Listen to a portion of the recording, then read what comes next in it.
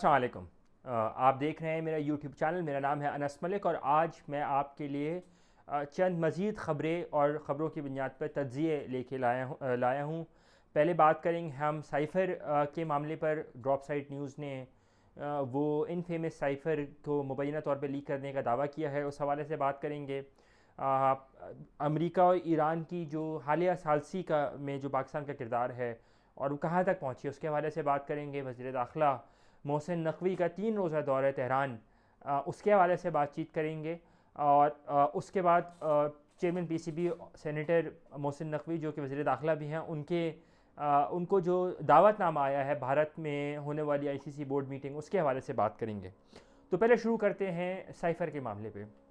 मेरे ख़्याल से जो ये साइफ़र अब पब्लिश किया गया है मुबैना तौर पर, इसके कंटेंट्स उतने जो हैं डिस्प्यूटेड नहीं होंगे। ऑफ कोर्स जो बड़ा मसला है इसमें कि ये कहाँ से लीक हुआ, किसने लीक किया, इसका मैं थोड़ा सा इस पूरे विज़िट का थोड़ा पस मंज़र मैं आपको पहले दे देता हूँ। और ये मेरा काम नहीं है कि डिटरमिन करना कि किसने और कहाँ से लीक किया, लेकिन क्लूज़ ही हमारे पास होते हैं, तो हम उस क्लूज़ की बुनियाद के ऊपर हम बात ज़रूर कर सकते हैं। वज़ीर आज़म इमरान ख़ान, उस वक्त के वज़ीर आज़म इमरान ख़ान के दौरे रूस की जो बातचीत है वो जनवरी 2022 में शुरू हुई और इसके हवाले से पहली प्रपोज़ल जो है वो जनवरी 2022 की ही आई थी रूसी साइड से। काफ़ी अरसे से ये बातचीत जो है चल रही थी इस दौरे के हवाले से। उसके बाद मुलाकात जो है 2022 में चीन में होने वाले विंटर गेम्स जो हुबे में थे, उसके साइडलाइंस के ऊपर करवाने की कोशिश की गई, लेकिन वो क्योंकि चाइना में कोविड रिस्ट्रिक्शंस थी तो इसलिए मुलाकात नहीं हो सकी। अच्छा, ये विज़िट इंपॉर्टेंट क्यों था? ये विज़िट इसलिए इंतहाई अहमियत का हामिल था कि 1999 के बाद पाकिस्तान के किसी भी वज़ीर आज़म का ये पहला दौरा रूस था जो कि दो तरफ़ा था। और इस सतह के ऊपर, इस लेवल के ऊपर जो है जो रिसेप्शन दिया जाना था वो पहली मरतबा हिस्ट्री में होना था। 1999 में उस वक्त के वज़ीर आज़म नवाज़ शरीफ ने जो है वो दौरा किया था रूस का, और उनको भी लंच ऑन और इतना बड़ा वेलकम जो है अकलॉड नहीं किया गया था।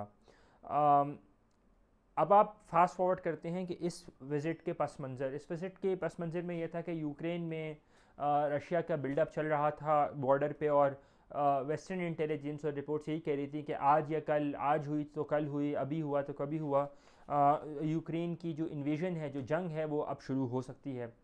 उसी अशना में ये दौरा हुआ और दौरे की बात हुई। दौरे से एक रात कबल गोया 22 फरवरी को जो है 22 फरवरी 2022 को उस वक्त के नेशनल सिक्योरिटी एडवाइज़र अमेरिका के जेक सुलेवान, उन्होंने उस वक्त के पाकिस्तान के नेशनल सिक्योरिटी एडवाइज़र कौमी सलामती के मुशीर मुईद यूसुफ को फ़ोन किया और उनको एक थ्रेटनिंग टोन में कहा कि आप रूस ना जाएं, और अगर आप रूस जाएंगे तो इसके कॉन्सिक्वेंसेस होंगे, क्योंकि अमेरिका और रूस की एक टिफ थी उस ज़माने में, अभी भी है।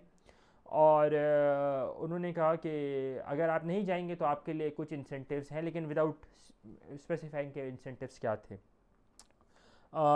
वज़ीर अज़म, उस वक्त के वज़ीर अज़म इमरान ख़ान जो हैं वो अपने वफ़द के हमरा 23 तारीख को रूस पहुंच जाते हैं, मॉस्को पहुंच जाते हैं। और वज़ीर अज़म हाउस की जानिब से रिलीज़ की गई वीडियो के अंदर हमने देखा जा सकता है कि वो एक बिल्कुल इमेच्योर बच्चे की तरह, जैसे नहीं कहते कि उनके अल्फाज थे exciting times to be hair.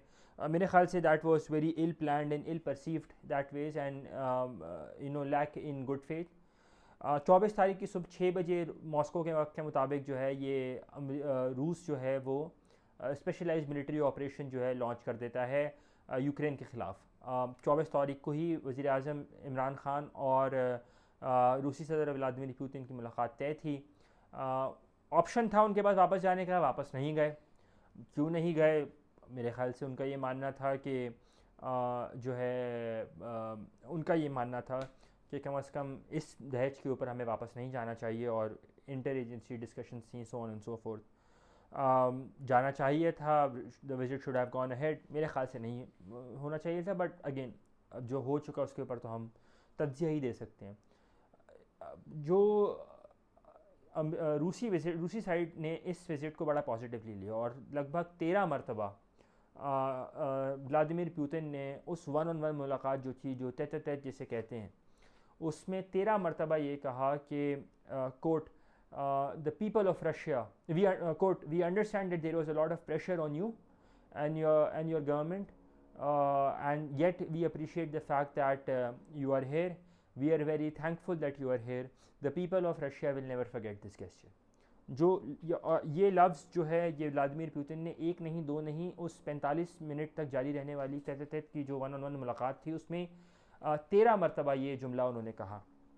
उसके बाद वज़ीर आज़म इमरान ख़ान जो हैं वो वापस आ जाते हैं और फिर हम देखते हैं कि गुस्सा जो है वो रहता है। यूरोपियन एम्बेसडर्स ने भी लिखा क्योंकि पाकिस्तान की कंसिडरेबल न्यूट्रल पोजीशन रही यूक्रेन के मामले के ऊपर और बैक एंड फोर्थ रही। पाकिस्तान ने इसको जंग नहीं बोला दैट वेज़ और पाकिस्तान ने कहा कि एक पॉइंट था कि पाकिस्तान के फॉर्मर आर्मी चीफ़ ने इसको जंग कहा था और पाकिस्तान के वज़ीर ख़ारजा ने भी एक पॉइंट पर उस वक्त के वज़ीर ख़ारजा बिलावल भुट्टो ज़रदारी ने बाद में एक पॉइंट पर इसको जंग कहा था, लेकिन उसके अलावा ये सारे हॉस्टिलिटीज़ का लफ्ज़ ही इसके ऊपर इस्तेमाल करते थे। 7 अप्रैल को ये मीटिंग होती है। डोनाल्ड लू उस वक्त के assistant secretary of state for south and central Asia और पाकिस्तान के उस वक्त के अमेरिका में सफ़ीर असद मजीद ख़ान, उनके हमरा पाकिस्तान के डिप्टी हेड ऑफ मिशन जो अमेरिका में मुतय्यन थे, जो काउंसलर हैं कासिम साहब, मोहम्मद कासिम साहब, वो इस वक्त पाकिस्तान के अज़रबैजान में सफ़ीर हैं और जो डिफेंस अटाचे थे ये इस मीटिंग में मौजूद थे और ये बड़ी कॉर्डियल मीटिंग थी। इस मीटिंग के अंदर जो जुमले कहे इमरान खान साहब रिपीट करते रहे हैं और वो साइफ़र के अंदर लिख के भेज दिए गए। अब साइफ़र एक सीक्रेट डॉक्यूमेंट है और उसमें लिखा हुआ है, आप देखें जो चीज़ लीक हुई है उसमें लिखा हुआ है कि जी इसकी फ़ोटोकॉपी नहीं करवाई जा सकती, ये आइज़ ओनली है, फॉरेन सेक्रेटरी के लिए जाएगा और नीचे जो कॉरेस्पॉन्डेंट्स हैं वो मार्क्ड हैं। पहले तो मेरे ख़्याल से असद मजीद को ये दाद देनी चाहिए कि उन्होंने इतनी फ्रैंकनेस बनाई यूएस सिस्टम के अंदर, इतनी इंग्रेस रखी कि इस तरह से कॉर्डियल कॉन्वर्जेसन हो सकती थी, जो कि एक सफारतकार का काम है।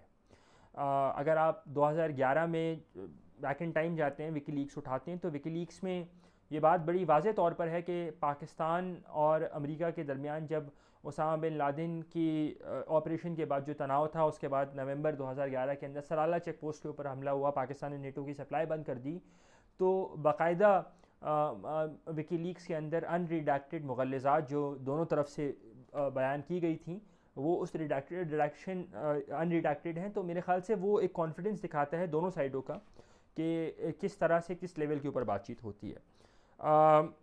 7 तारीख को ये मीटिंग होती है, फिर साइफ़र लिखते हैं। 8 तारीख को वोट ऑफ नो कॉन्फिडेंस हो जाता है, लेकिन vote of no confidence silo के अंदर नहीं था। इसकी बातचीत एज़ अर्ली एज़ दिसंबर 2021 से जब फॉल आउट शुरू हुआ था वज़ीर आज़म इमरान ख़ान का उस वक्त की इस्टेब्लिशमेंट के साथ और जनरल फैज़ के मामले के ऊपर, तो तब से ये मामला जो है इन कंसिडरेशन और ये बातचीत उस वक्त से चमागोइयाँ जारी थी और ये बात रिकॉर्ड का हिस्सा है। इसीलिए वज़ीर आज़म उस वक्त के वज़ीर आज़म इमरान ख़ान ने जो पेट्रोल को कैप किया था और बिजली के यूनिट्स को कैप किया था, वो आवाम से मोहब्बत में नहीं कैप किया था, बल्कि it was A recipe for disaster. और ये कहना गलत नहीं होगा कि उस वक्त के वज़ीर आज़म इमरान ख़ान ने वो पैसे भी उधार पर रखवा दिए थे जो उनके पास थे ही नहीं।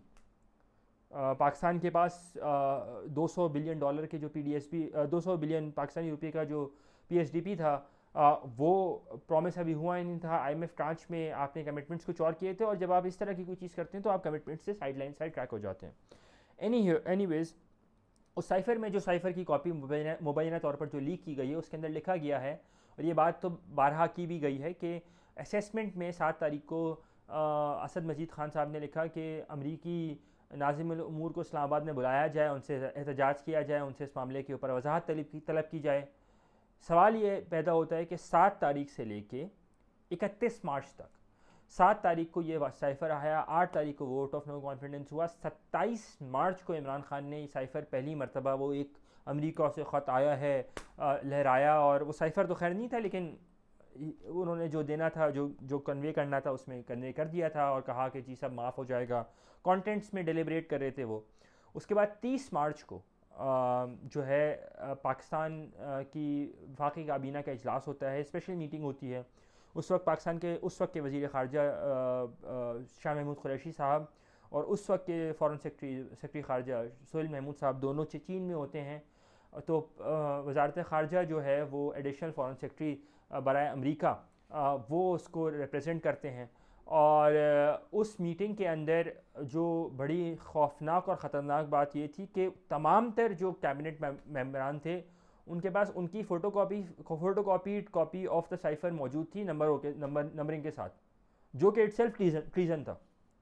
और 30 मार्च को जो मीटिंग है उसके अंदर हम अगर आप जाएं तो आपको प्राइम मिनिस्टर ऑफिस की वेबसाइट पे एलामिया मिल जाएगा कि 7 तारीख को आईवे साइफ़र की रिकमेंडेशंस की बुनियाद पर 30 मार्च को पॉलिटिकल लेवरेज लेने के बाद उसके लिए उसकी तनाजुर में अमरीकी नाज़िम उमूर को तलब किए जाने का फ़ैसला किया जाता है और 31 मार्च को वो समन होता है। तो ये तो मामला आ गया आपका साइफ़र का। लीक कैसे हुआ, कहाँ हुआ, अगेन इन्वेस्टिगेशन होना उसमें देखना है, लेकिन इसका फॉल आउट बड़ा ग्रेव और बड़ा इम्पैक्टफुल होगा क्योंकि ये कॉपी लीक मुबैना तौर पे हुई है।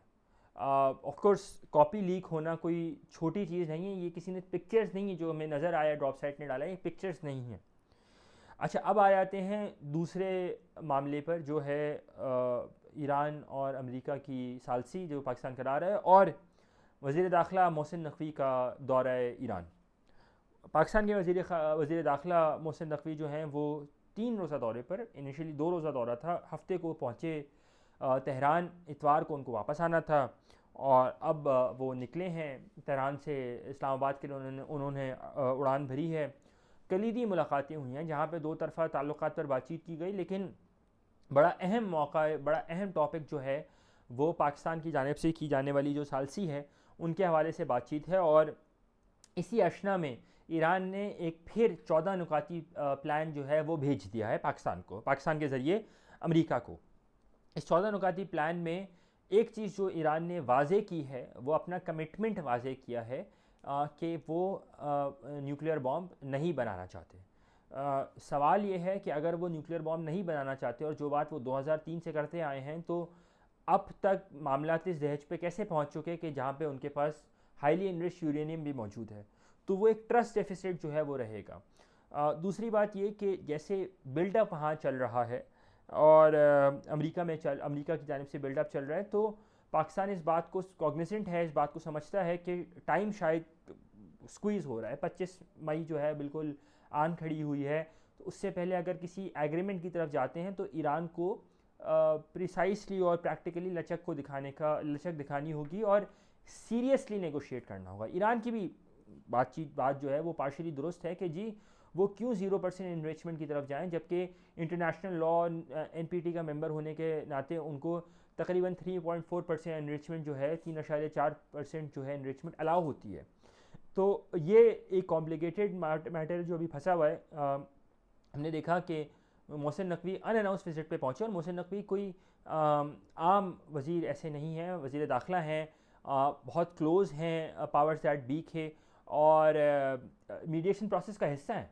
मीडिएशन प्रोसेस में जहाँ फील्ड मार्शल सैयद आसिम मुनीर, वज़ीर आज़म शहबाज शरीफ, पाकिस्तान के नेशनल सिक्योरिटी एडवाइज़र, कौमी सलामती के मुशीर लेफ्टिनेंट जनरल आसिम मलिक, पाकिस्तान के वज़ीर ख़ारजा और डिप्टी वज़ीर आज़म सेनेटर मोहम्मद इसहाक़ डार और वज़ीर दाखिला सेनेटर सैयद मोहसिन नकवी जो हैं, ये इसका कलीदी हिस्सा हैं। तो एक इम्पॉर्टेंट शख्सियत हैं, इन्होंने बाकर कलिबाफ से मुलाकात की जो कि ईरानी पार्लियामेंट के स्पीकर हैं और ईरानी साइड के हेड ऑफ़ नेगोशिएशंस भी हैं।